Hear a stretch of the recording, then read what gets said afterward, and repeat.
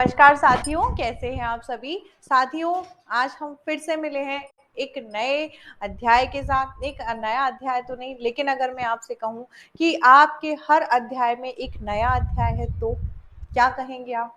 बोले अरे मैडम ये कैसी बात कर रही हैं, हमारे जो किताब है उसमें तो लिमिटेड ही अध्याय हैं, किसी में 10 हैं, किसी में 12 हैं, तो अध्याय के अंदर अध्याय कैसे हो गया? हम तो पहला ही अध्याय देख रहे हैं। और पहले अध्याय का नाम क्या है? जो आपकी पुस्तक है उसका नाम क्या है? भारत का संविधान, उसके सिद्धांत और व्यवहार। तो भारत का संविधान क्या कहता है, कोई संविधान कैसे बनता है, संविधान आखिर है क्या? तो संविधान क्या है ये मैं आपको बता चुकी हूँ। हम देख रहे थे संविधान के प्रकार। अब अगर मैं आपसे कहूं कि हमने 2 प्रकार तो देख लिए थे, कौन-कौन से देख लिए थे? अच्छा आप भी बताइए। हमने 2 प्रकार देख लिए थे संविधान के, एक देख लिया था लिखित संविधान और एक देख लिया था अलिखित संविधान। तीसरे नंबर का प्रकार हमने देखा था कठोर संविधान, जिसमें आसानी से क्या नहीं होता, संशोधन नहीं होता। क्या नहीं होता? आसानी से संशोधन नहीं होता, यानी कि उसके लिए एक जटिल प्रक्रिया का अपनाया जाना अनिवार्य है। और उसी के विपरीत एक ऐसा संविधान भी होता है जिसमें, जैसे हमारा संविधान जो है उसे नम्य या हम कहें लचीला संविधान कहा जाता है, जिसे नम्य और अनम्य के बीच का संतुलन या मिश्रण कहा जाता है। तो नम्य और अनम्य क्या होते हैं? नम्य और अनम्य संविधान क्या होता है ये भी देख लो जरा। अभी तक हमने क्या देखा था? अभी तक हमने देखा संविधान के प्रकार। संविधान के प्रकार, ठीक है। संविधान के प्रकार में मैंने आपको क्या बताया था? मैंने आपको बताया था, क्या बनाया था? पहला लिखित संविधान, दूसरा अलिखित संविधान, तीसरा, ये तो मेन है, ये दोनों है, ये मुख्य संविधान के प्रकार है, यानी कि संविधान इतने प्रकार का होता है। और इनमें हम उदाहरण कौन कौन सा देख चुके हैं? यहां पर देखिए तो भारत, अमेरिका और अन्य भी देश है, ठीक है। लेकिन यहां देखिए तो एक ही देश है, ब्रिटेन। ये हम देख चुके हैं। अब इसी के साथ ही हमें क्या देखना है? कठोर संविधान। कठोर संविधान। चौथा सरल या नम्य संविधान। और पांचवा हो जाएगा जो है ना, जो इन दोनों का मिश्रण है, वो क्या है? लचीला संविधान। क्या है? लचीला।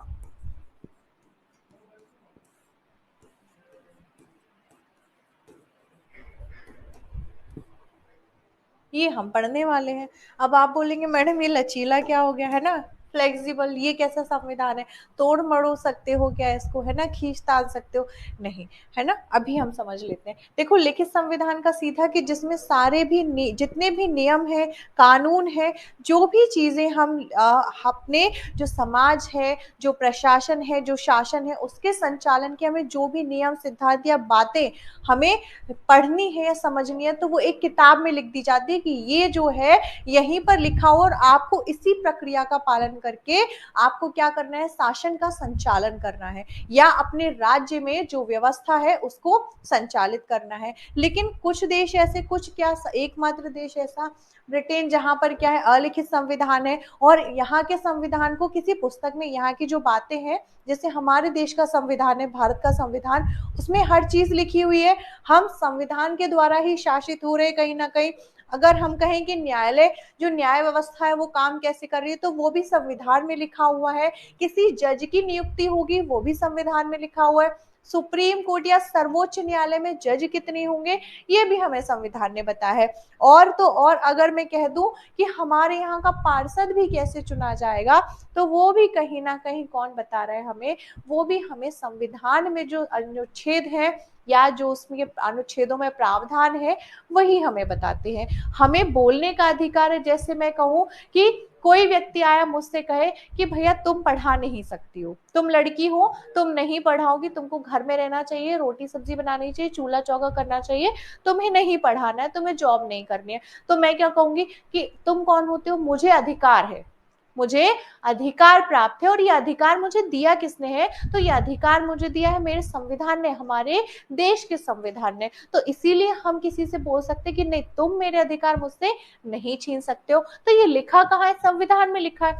अब जहां पर अलिखित संविधान है वो क्या करे, वो तो किसी को दिखा नहीं सकते जाके कि भैया ये हमारे पास देखो ये बुक है, इसमें लिखा हुआ है हमारे अधिकार क्या है। तो वहां परंपरा चली आ रही है, वो पारंपरिक रूप से उस चीज को हमेशा से लागू करते आए हैं। तो उनके यहाँ जो पुलिस है, जो प्रशासन है, जो राजनीतिज्ञ है, जो जनता है, उन्हें पता है कि हमारे अधिकार क्या है, व्यवस्थाएं चल कैसे रही हैं, तो बिल्कुल वो विरोध कर सकते हैं, और उसके आधार पर क्या होगा, उन्हें न्याय भी मिलेगा, जो शासन प्रणाली है उसका भी संचालन अच्छे से होगा। तो कहीं ना कहीं लिखित संविधान जो है उसमें भी कोई समस्या नहीं है, वो भी एकदम बढ़िया है, ठीक है। ठीक। अब तीसरा आया था कठोर संविधान, ऐसा संविधान जिसमें आसानी से संशोधन नहीं हो सकता। क्या नहीं हो सकता, ऐसा संविधान जिसमें आसानी से संशोधन नहीं हो सकता, और इसका सबसे अच्छा उदाहरण है अमेरिका। ठीक है, क्या है, सबसे अच्छा उदाहरण है अमेरिका। यहाँ का संविधान इतना कठोर है कि अगर उसमें आपको कोई नया अनुच्छेद जोड़ना है, कोई अनुच्छेद हटाना है, किसी प्रकार का कोई परिवर्तन करना है, तो आपको एक कठिन प्रक्रिया का पालन करना होगा। और उस प्रक्रिया को अगर पालन ठीक से नहीं होता है, या उस प्रक्रिया के दौरान जो जो चरण होते हैं उनमें किसी भी प्रकार की समस्या आती है, सीनेट है, उच्च सदन है या निम्न सदन है, वो क्या है, मुकर जाता है, या न्यायालय हस्तक्षेप कर देता है, राष्ट्रपति, तो इसकी प्रक्रिया है, ये भी हम देखेंगे इसकी प्रक्रिया क्या है। ठीक। अभी आपको यहाँ नहीं पढ़ना है, जब प्रक्रिया पूछेंगे तब मैं आपको वो बताऊंगी, नहीं तो आपके दिमाग में खिचड़ी पक जाती है पूरी कि अरे ये प्रक्रिया आ गई, वो प्रक्रिया, बहुत सारी प्रक्रिया, आराम से समझेंगे, कोई अपने को जल्दी नहीं है। तो अमेरिका के संविधान का उदाहरण ले लिया। अब आता है सरल और नम्य संविधान, ऐसा संविधान जहां पर आसानी से संशोधन हो जाता है, बहुत सारे देश हैं। अब बात आती है किसकी, लचीला संविधान। लचीला संविधान यानी कि, या मैं कहूं जो कठोर और सरल, या नम्य और अनम्य, इसको कठोर को हम क्या बोल सकते हैं, अनम्य। नम्य और अनम्य दो प्रकार का संविधान। तो यहां हमने क्या कहा कि एक संविधान है लचीला संविधान। कौन सा संविधान, लचीला, लचीला संविधान। ठीक है, या हम इसे एक और नाम दे सकते हैं, अनम्य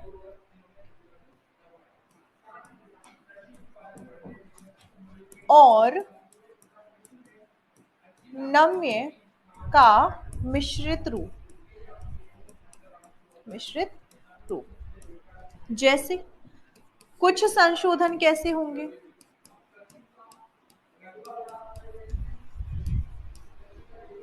आसान होंगे, और दूसरा कुछ संशोधन कैसे होंगे भैया, है ना, दीदी हो तो दीदियों भी सुन लेना, कुछ संशोधन कैसे होंगे, कठिन होंगे या जटिल प्रक्रिया होगी।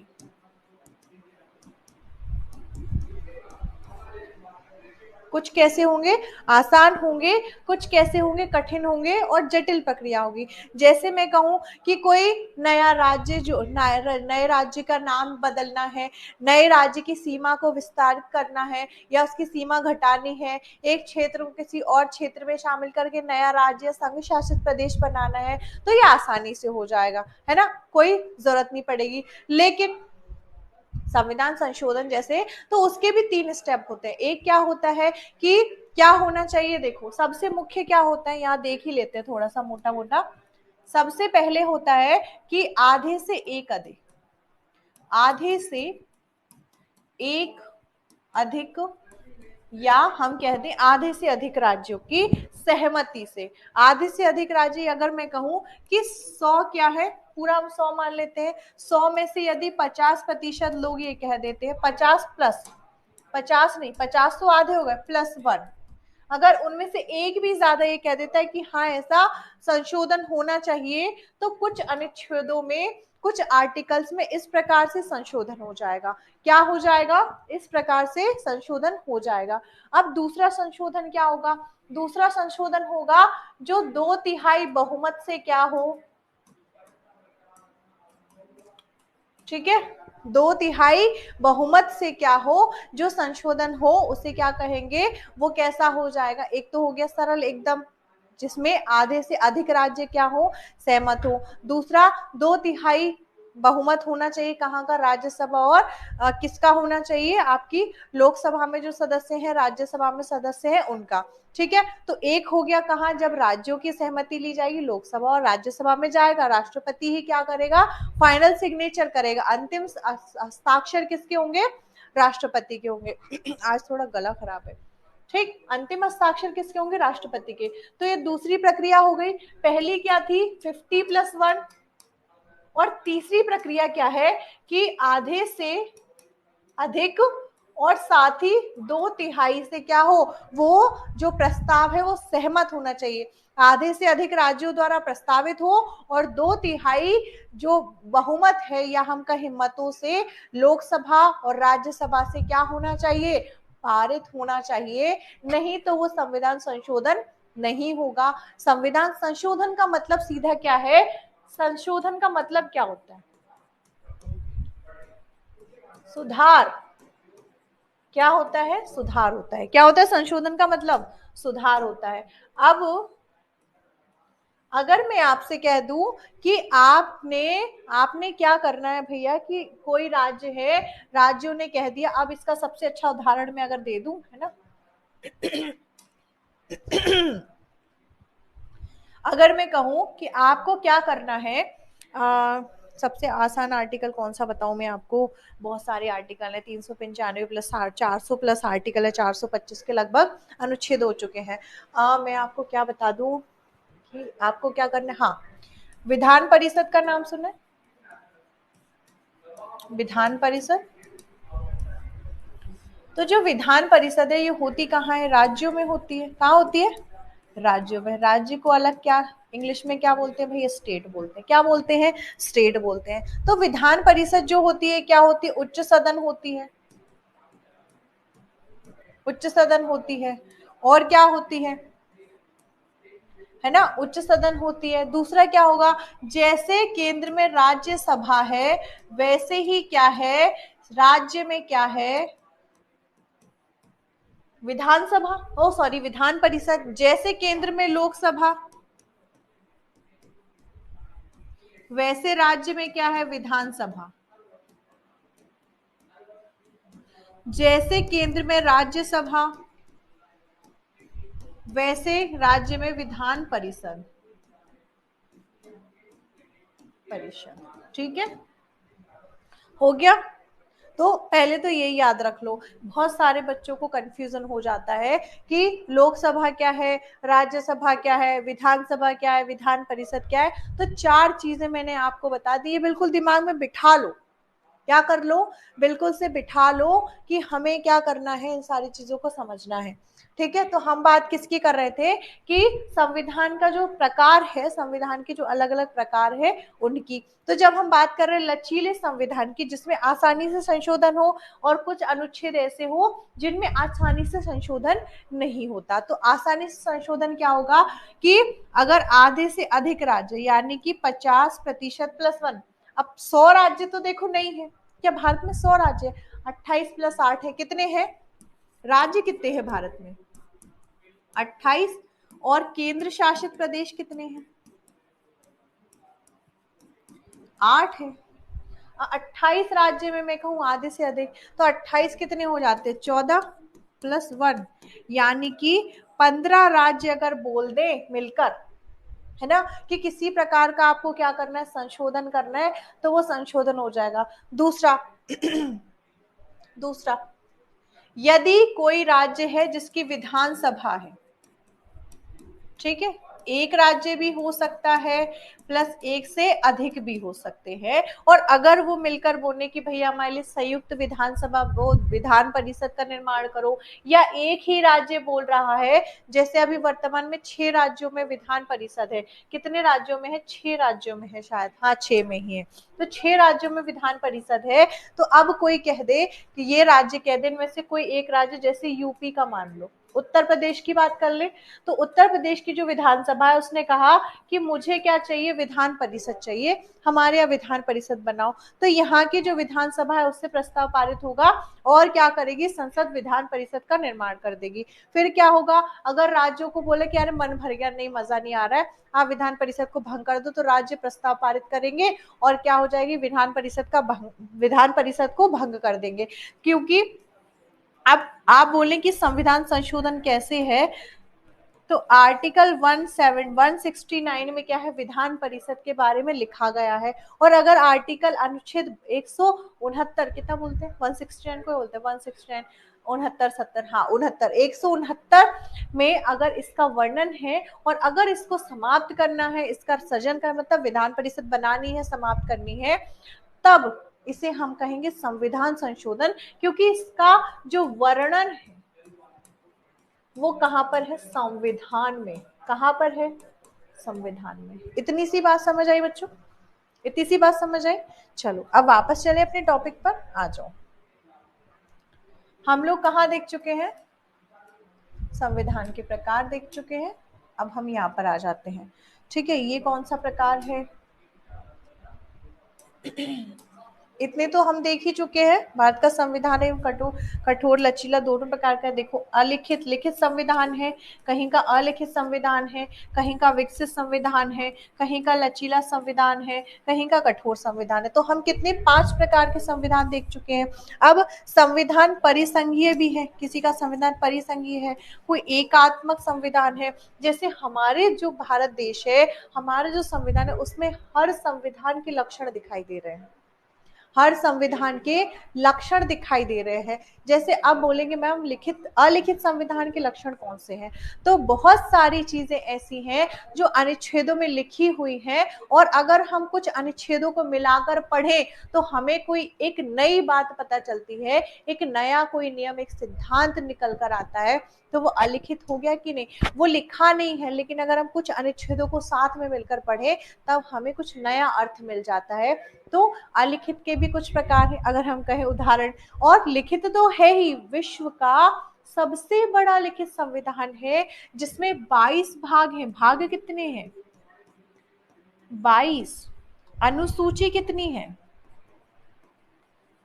12 है ना, और क्या है, अनुच्छेद कितने हैं, तो अभी वर्तमान में 425 से भी ज्यादा अनुच्छेद है भारतीय संविधान में। इसकी बात अभी नहीं करनी है, बता दिया है ताकि आपकी नॉलेज बढ़ती रहे, कि आपके जो साथ वाले बच्चे हैं उनसे आप कुछ मामलों में आगे तो हो।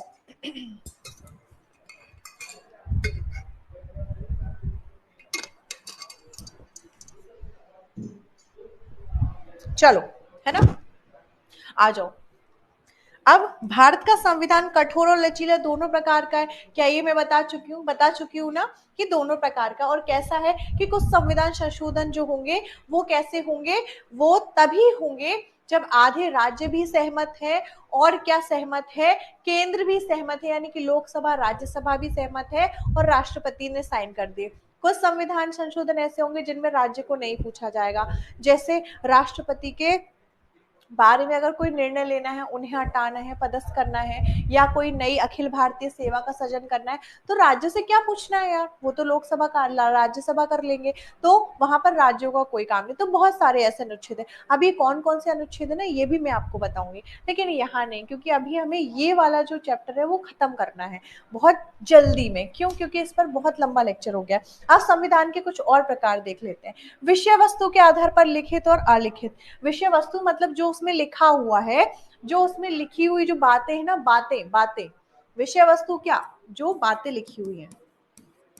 तो कहीं लिखी हुई है वो बातें? कहीं नहीं लिखी हुई है, व्यवहारिक रूप में चल रही है। दूसरा, संशोधन के आधार पर, तो संशोधन के आधार पर मैंने क्या बताया कि कुछ संशोधन आसान होते हैं, कुछ संशोधन कठिन होते हैं, तो जटिल हो सकता है और सरल हो सकता है। तो यहाँ पर क्या है, लचीला है और कठोर है। लचीला मतलब आसान, या सरल इसको बोल दो, बोल सकते हैं कि नहीं? डार्क पेन ले लूं? चलो, क्या बोल सकते हैं इसको?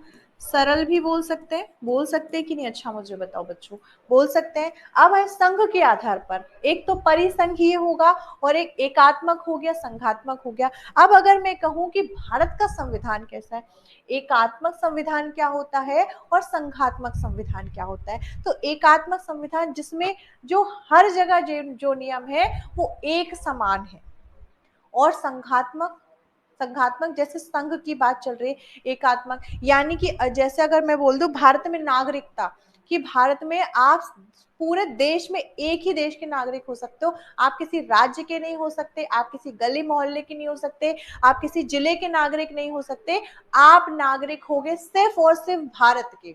तो ये जो है, ये जो संविधान का प्रकार है या विशेषता है, वो क्या है, एकात्मक है। जैसे न्याय प्रणाली, अगर हम बात करें कोर्ट की, तो सुप्रीम कोर्ट जो ऑर्डर देगा, उसके नीचे जो हाई कोर्ट है, हाई कोर्ट के नीचे जो सबऑर्डिनेट कोर्ट है या अधीनस्थ न्यायालय है, वो सुप्रीम कोर्ट के जो निर्णय दिए गए हैं उनको मान्यता देंगे, उनके खिलाफ कोई भी डिसीजन नहीं देंगे। और सुप्रीम कोर्ट ने जो निर्णय दिया है उसको माने कि हाँ, इस मामले में सुप्रीम कोर्ट ने ये निर्णय दिया है, ये न्याय किया है। तो अब हमारे सामने कोई ऐसा न्याय, ऐसा कोई केस आता है, तो हम भी इसी प्रकार का निर्णय देंगे, हम उसके विरुद्ध नहीं जा सकते। सुप्रीम कोर्ट ने जो निर्णय दिया है, हाई कोर्ट में वो मान्य होगा, हाई कोर्ट उसको कैंसिल नहीं करेगा। दूसरी चीज, अगर अधीनस्थ जैसे जिला न्यायालय है, जिला न्यायालय में अगर कोई व्यक्ति केस हार जाए, है ना, या उसको न्याय नहीं मिले, तो वो उच्च न्यायालय जाएगा, हाई कोर्ट जाएगा, हाई कोर्ट में भी न्याय नहीं मिले तब वो कहाँ जाएगा, लास्टली सुप्रीम कोर्ट जाएगा। और सुप्रीम कोर्ट में उसको न्याय नहीं मिले, ऐसा तो हो ही नहीं सकता। हमारे यहाँ की जो न्याय व्यवस्था है वो थोड़ी लेट लतीफ है, पैसे वैसे की ज्यादा मांग होती है, वकील आपको लूट के खा जाते हैं, आपको बहुत समय लगता है, पीढ़ियां निकल जाती है। लेकिन ये सच है कि न्याय जरूर मिलता है, समय लगता है लेकिन न्याय जरूर मिलता है। इसीलिए हमारे जो भारत की शासन प्रणाली है, न्याय प्रणाली है, उस पर लोगों को क्या है, भरोसा है। तो एकात्मक का मैंने आपको उदाहरण दिया, जो जैसे हमारे यहाँ नागरिकता है, न्यायालय है, और संघात्मक जैसे हमारे यहाँ सरकार होती ना, सरकार, तो राज्यों में अलग सरकार हो सकती है और देश में अलग सरकार हो सकती है। जैसे किसी राज्य में कांग्रेस है लेकिन केंद्र में कौन है, बीजेपी है, मुख्यमंत्री है कांग्रेस का, आम आदमी पार्टी का, लेकिन केंद्र में कौन बैठे हुए भैया, मोदी बैठे हुए हैं। और मोदी जी जो है, नरेंद्र मोदी जो है, वो कौन है, बीजेपी के नेता है। तो हमने यहाँ क्या देखा कि संघ में अलग सरकार है, केंद्र में अलग सरकार है, संघ के कानून अलग है, केंद्र के कानून अलग है। लेकिन यहाँ क्या है, एकात्मकता का मतलब क्या, जैसे न्यायालय, एकात्मक कब होगा संविधान, जब उसमें कोई भी व्यवस्था है, कोई भी संस्थान है, उसकी जो व्यवस्था है, जो कार्य प्रणाली है, वो एक जैसी हो। लेकिन यहाँ संघात्मक में सरकार कुछ अलग काम करे, राज्य सरकार के काम अलग है ना, जो केंद्र सरकार है उसके काम अलग है, देश में प्रधानमंत्री कुछ अलग जो बना रहे हैं। अगर हम राज्य की देखें, तो राज्य में अलग प्रकार की योजनाएं चल सकती है, राज्य अपने नागरिकों को छूट दे सकता है। लेकिन आप एकात्मक में ऐसा कर लोगे, एकात्मक, इसीलिए भारत में जो हमारा संविधान है वो ना तो संघात्मक है ना एकात्मक। ये कैसा है, कभी जब वैसे क्या है, हमारा देश का जो संविधान है सामान्यतः वो कैसा है, संघात्मक। अब आप बोलेंगे मैडम अभी आपने क्या बोला कि ना तो संविधान एकात्मक है ना ही संघात्मक, फिर आप कैसे बोल रहे हो कि भारत का संविधान संघात्मक है? अभी तो आप मना कर रही थी कि ना तो एकात्मक है ना संघात्मक, फिर संघात्मक कैसे बोल दिया? अब मैं बताती हूँ कि कैसे बोला है। संघात्मक कैसे रहेगा, अगर मैं बोलूं कि अभी वर्तमान की जो सामान्य स्थिति है तब क्या है, संघात्मक है। संघ अपना काम कर रहा है, राज्य अपना काम कर रहे हैं, संघ दखल अंदाजी नहीं कर रहा है। लेकिन यही संविधान एकात्मक हो जाएगा, कब हो जाएगा, ये एकात्मक हो जाएगा अब आप बोलेंगे मैडम कब एकात्मक हो जाए, जब आपातकाल लगेगा।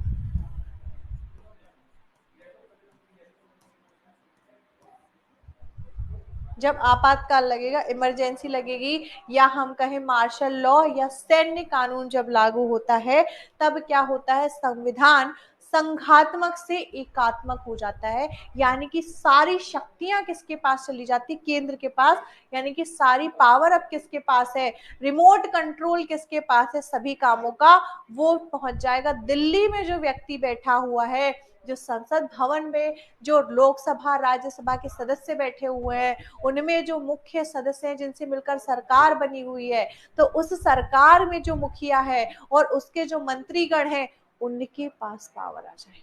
और उनके पास भी पूरी पावर नहीं, उस पावर में भी टॉपर कौन होगा, प्रेसिडेंट या राष्ट्रपति। कौन, राष्ट्रपति। क्या समझे, नहीं समझे, है ना। देखो बच्चे लाइव नहीं आ रहे हैं, तो इतनी चीज क्लियर हो गई। आप देखो जरा, आए यहाँ पर। अब आ गया उत्पत्ति के आधार पर विकसित और निर्मित। उत्पत्ति के आधार पर विकसित, निर्मित, जैसे हमारा भारत का संविधान निर्मित है और विकसित भी है। विकसित कैसे हुआ कि धीरे धीरे, भारत का संविधान एक दिन में बन गया, नहीं। भारत का संविधान एक दिन में नहीं बना। भारत के संविधान बनने की नींव कब रख गई थी, 1773 का जो क्या था, रेगुलेटिंग एक्ट।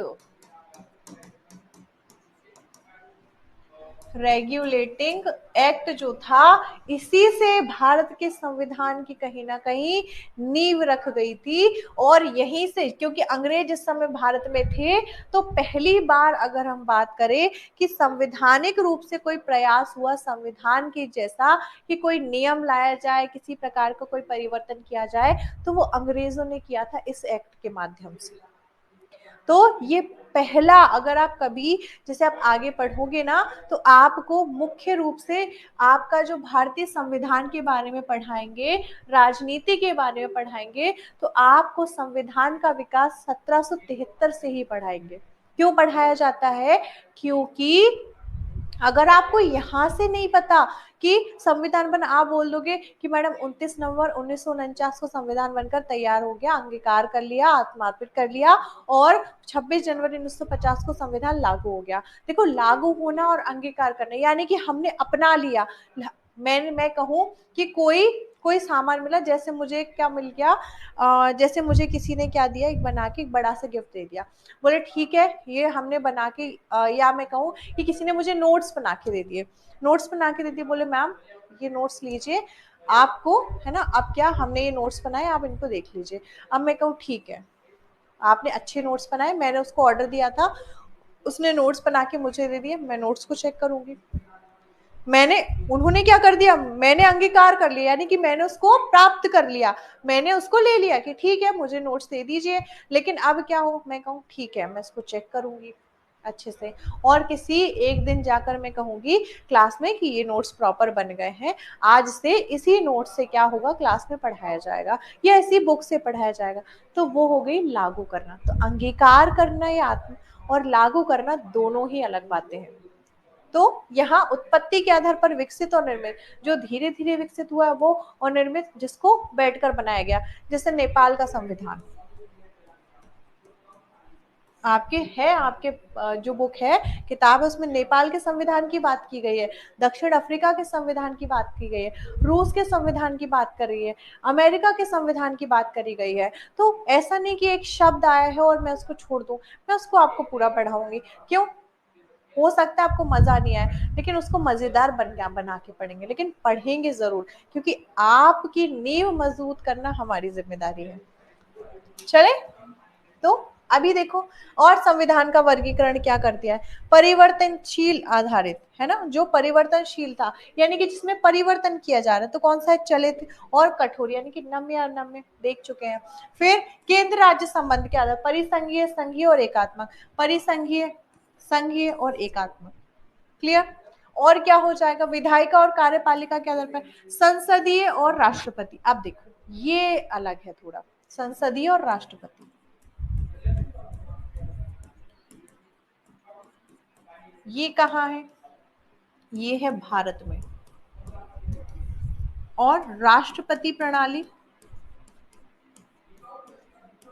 ये कहाँ पर है? ये है अमेरिका।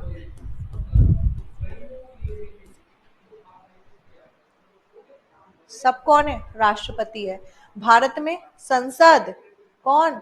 संसाधमक बोल रहे हैं, संसदीय, सॉरी क्या होता है कभी कभी बोलने में, तो कौन बोल रहे हैं? संसदीय प्रणाली। और यहाँ बोल रहे राष्ट्रपति प्रणाली, यानी कि जहाँ राष्ट्रपति क्या है? सर्वोच्च है। राष्ट्रपति सरकार में किसको कौन सा पद मिलेगा वो बताएगा, तो यहाँ कौन बताएगा?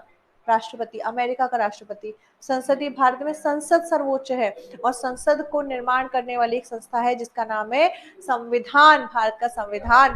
तो भारत के संविधान जो है, उस संविधान का वर्गीकरण विधायिका और कार्यपालिका के आधार पर देखें तो वो कैसा है? संसदीय संविधान है, या संसदीय प्रणाली को हमने अपनाया है। निर्णय प्रणाली लिखित अलिखित, तो कौन सी है? लिखित संविधान है भारत का। तो क्या बच्चों इतनी कहानी में आपको समझा पाई हूँ? क्या समझा पाई हूँ मैं इतनी कहानी? टाइम हो गया क्या? बचा हुआ है टाइम। और देखो अब मैग्ना कार्टा की बात आती है, तो मैग्ना कार्टा की जब हम बात करते हैं तो मैग्ना कार्टा था के कहानी सुनाती हूँ। देखो 1215 की बात है, डेट लिखी हुई है ना? 1215 की बात है। इंग्लैंड में इस समय क्या था? जैसे हमारे देश में अभी जैसे हम बोलते हैं ना कि अरे बहुत अंधविश्वास है, लोग मंदिर मंदिर जा रहे हैं, पुजारी जो कह रहे हैं वैसी पूजा कर रहे हैं, तो यहाँ भी एक समय पर क्या था? बहुत ज्यादा अंधविश्वास था।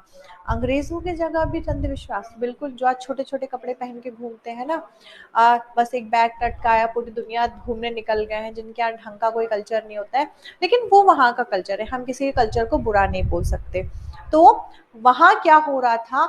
वहां जो चर्च थी, और चर्च में होता था पॉप, जैसे हमारे मंदिर में पुजारी होता है, तो चर्च में होता था पॉप। और वहां पूरे जो देश की एक सबसे बड़ी चर्च होगी, उसमें जो पूरे ईसाई धर्म का जो सबसे बड़ा धर्म ज्ञाता, या हम कहते हैं ना धर्म गुरु बैठा होगा, उसको कहेंगे पॉप। और पॉप जो कहेगा वही क्या होगा? देश में लागू होगा। तो यहाँ पर क्या बहुत ज्यादा धार्मिक प्रभाव बढ़ गया था। दूसरी चीज, जो यहाँ के राजा महाराजा थे, उन वो क्या कर रहे थे? थोड़े से तानाशाह थे कि शासन प्रणाली, राजतंत्र चल रहा है। अब जो वहाँ के जो छोटे अधिकारी हैं, बड़े अधिकारी हैं, तो उनको कोई अधिकार ही नहीं है, पब्लिक को कोई अधिकार नहीं है। तो वहाँ के जो अधिकारी थे, जो उस राज्य के, तो उन्होंने मांग किया कि हमें भी क्या होना चाहिए? कुछ अधिकार प्राप्त होने चाहिए। ऐसा नहीं राजा ने कहा दिन तो दिन रात तो रात, तो हमें कुछ अधिकार क्या होने चाहिए? प्राप्त होने चाहिए। तो इसी को लेकर क्या हुआ? वो लोग बैठे और राजा पर दबाव बनाए। अब राजा बोले कि क्या करूं यार, ठीक है मैं तुमको कुछ अधिकार देता हूँ। और इन्हीं अधिकारों को उसने एक पत्र पर लिखा, और उस पत्र पर लिखवाया, उसने नहीं लिखा, कुछ अधिकार बनवाए, कुछ नियम कानून बनवाए, और उनको एक पत्र पर लिखवाया, और राजा ने उस पर हस्ताक्षर किए। और उसी पत्र को है ना, वो A4 साइज का जो पेज हो, हम एग्जाम्पल ले, किताब भी होगी हो सकता है, तो उस पत्र को ऐसा एक, ये जो है ना ऐसा पत्र था, और उस पर जो नियम कानून लिखे कि हाँ आपको ये अधिकार है, आप ऐसा कर सकते हो, आप ऐसा कर सकते हो, मैं आज्ञा दे रहा हूँ। इसी को कहा गया मैग्ना कार्टा। क्या कहा गया? Magna carta. तो ये कब है? मैग्ना कार्टा 1215 में इंग्लैंड के सम्राट जॉन ने लिखित रूप से नागरिकों को कुछ अधिकार और सुरक्षा प्रदान की, जिसके अधिकार पत्र या मैग्ना कार्टा कहा गया। तो अब इस मैग्ना कार्टा की बात कब करेंगे? इस मैग्ना कार्टा की बात करेंगे हम अगले लेक्चर में। तो आज के लिए हमारी क्लास यहीं तक रहेगी। ठीक है बच्चों, तो मिलेंगे अगले लेक्चर में, तब तक के लिए पढ़ते रहिए, बढ़ते रहिए। नमस्कार।